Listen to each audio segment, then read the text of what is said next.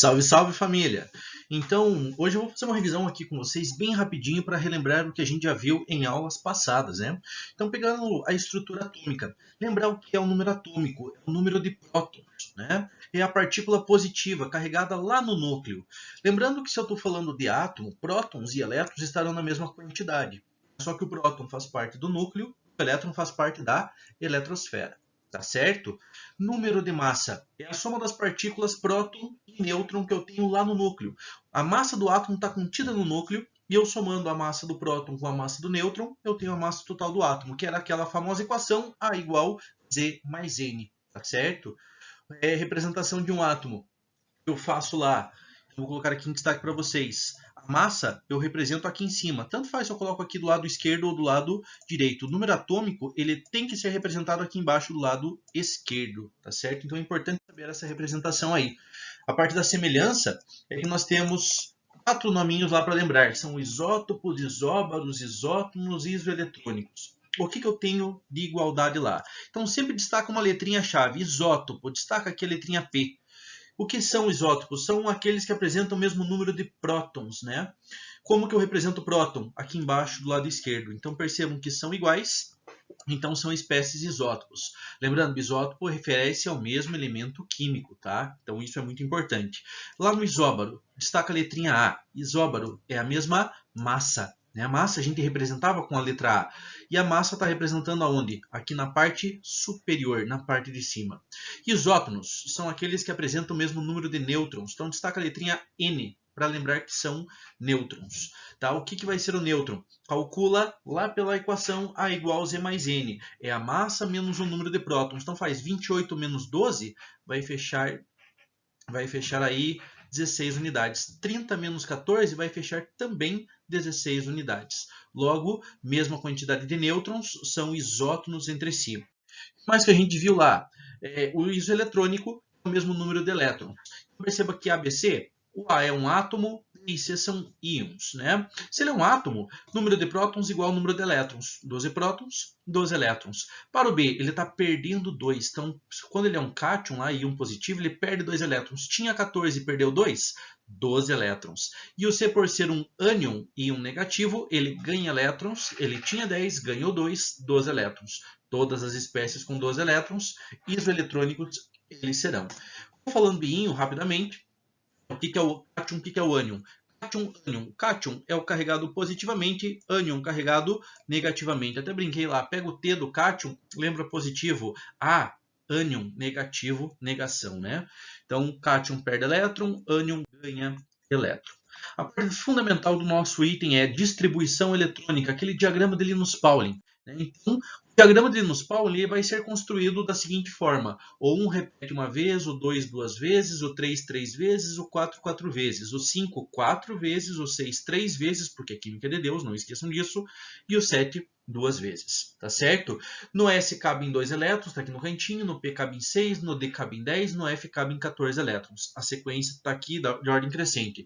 Acompanha lá o elétron para ver o movimento que ele descreve entre eles. Então ele vai de uma setinha para outra, descrevendo esse movimento.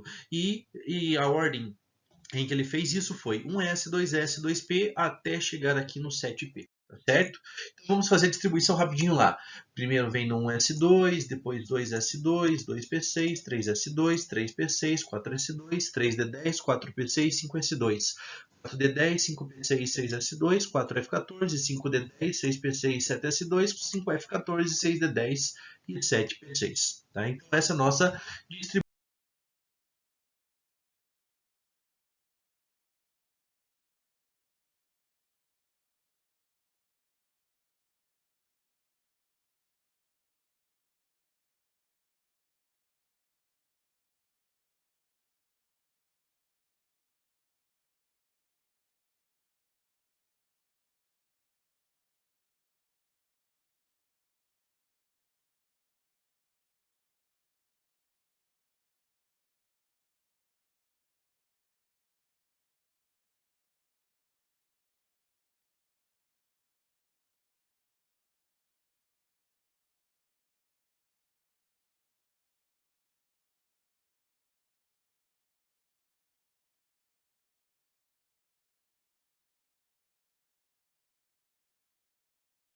distribuição eletrônica.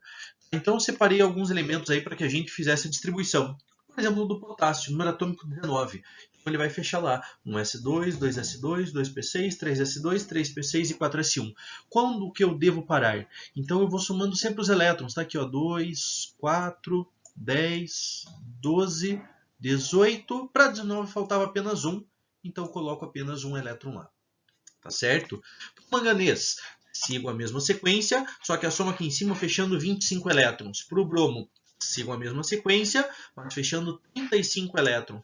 Para o samário, mesma sequência, mas fechando 62 elétrons. Tá certo, gente? Então, o que nós vamos fazer agora?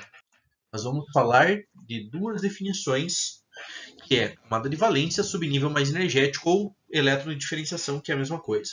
O que é a camada de valência? É aquela maior camada, aquela mais afastada do núcleo, é aquela mais energética, tá certo? Subnível mais energético é onde termina a distribuição eletrônica. Então, voltando para as distribuições que a gente já tinha feito, eu quero que vocês identifiquem comigo aonde está a camada de valência e aonde está o subnível mais energético, tá certo? Então, presta atenção lá. Eu tenho aqui para o potássio, tem camada 1, né? Tem camada 2, tem camada 2, camada 3 e camada 4. Certo? Aqui também é a camada 3 e a camada 4. Então, dentre todas essas camadas que eu circulei, que eu ali destaquei, qual delas é a maior? Camada 4. Então, ela para nós é camada de valência. Então, você vê, camada de valência, tá ok? Eu quero o subnível mais energético. A definição é onde termina a distribuição. Terminou em qual ponto? No 4s1. Então, ele é o meu elétron diferenciador, ele é o meu subnível mais energético, tá certo? Vamos fazer para todos. Nem todos serão iguais, tá? Então, já vou destacar dessa forma aí também. Para o manganês, quais camadas apareceu? Então, tem camada 1, camada 2, camada 2, camada 3, camada 3, opa, camada 4 e camada 3. Dentre todas elas, qual foi a maior que vocês encontraram? Camada 4, né? Então, entre os números, o 4 é maior. Então, camada de valência 4s2 é aqui. Aonde terminou a distribuição? Ah, terminou como 3d5. Então, se terminou como 3d5, elétron de diferenciação. Mesma coisa para o bromo, só que agora fazendo mais rápido. Dentre todas as camadas, qual foi a maior que apareceu? Então, a camada 4, e está repetida tanto aqui quanto aqui. Então, camada de valência é o 4s2 e o 4p5. O elétron diferenciador é onde termina a distribuição eletrônica. Então, é aqui no meu 4p5, somente o 4p5. Para o samário, mesma coisa. Dentre todos eles, qual a maior camada que você tem lá? Se você olhou todos, você percebe que o 6, a camada 6 é a maior delas. Então, camada de valência, o 6s2. Aonde terminou a distribuição eletrônica? Ele terminou aqui no 4f6. Então, esse é o elétron de diferenciação, tá certo? Por que estudar essas duas definições? Porque eu preciso fazer distribuição para cátions e para ânions também, tá? Que são dois íons. Então, olha só como é que faz para cátion. Retirar os elétrons da camada de valência. Então, primeiro você vai retirar de lá, da camada de valência, da maior camada, como a gente viu no slide anterior. E se necessário, quando for preciso, vamos retirá-los, o restante dos elétrons, lá do elétron de diferenciação, da onde termina a distribuição. Então, acompanha aqui o seguinte. Ah, mas isso não é um íon. O ferro ali está na forma atômica, certo? Mas eu quero destacar o seguinte, camada de valência. Né? Então, tem 1, 2, 3, 4. A camada de valência aqui dessa camada 4. Então, se eu fosse fazer a distribuição do ferro mais 2, ele vai perder 2 elétrons. Da onde eu retiro? Eu tiro da camada 4. Então, percebam que os 2 elétrons daqui, né? Percebam que os 2 elétrons aqui, eles foram retirados. E de 4s2 ficou 4s0. Ou se vocês escrever da seguinte forma, 1s2, 2s2, 2p6, 3s2, 3p6 e 3d6, pular o 4s0, já que não tem mais elétron, tudo bem, tá certo também. Tá legal? Uma outra... então aqui só um destaque final. O ferro mais 2 ele possui 24 elétrons. Os elétrons saíram da onde? Da camada de valência, da camada 4, a mais afastada do núcleo. Tá? Um outro exemplo aí, se eu tivesse o íon ferro mais 3. Então, novamente fiz a configuração do átomo dele, 4s2, 3d6, para tirar 3 elétrons. Da onde eu vou retirar? Então, retira primeiro da camada de valência. Qual é a camada de valência? É a camada 4. Então, os 2 primeiros elétrons saíram daqui. Mas eu tenho que tirar 3 elétrons, está faltando mais um elétron. E aí que vem a ideia. Se necessário, retira o elétron do elétron de diferenciação. Quem é o elétron de diferenciação? O 3d6. Então só estava faltando mais um elétron para retirar. Então 3d6 vai se tornar 3d5. Então 2 elétrons da camada de valência e mais um do elétron diferenciador, fechando os 3 totais. Né? O 4s0 você pode escrever sem aquele zero lá, seu 4s. Né? Então pode colocar direto. Mesmo esquema lá, o ferro mais 3 possui 23 elétrons. Da onde saíram? Da camada de valência e posteriormente, né, nesse caso foi necessário, do elétron de diferenciação.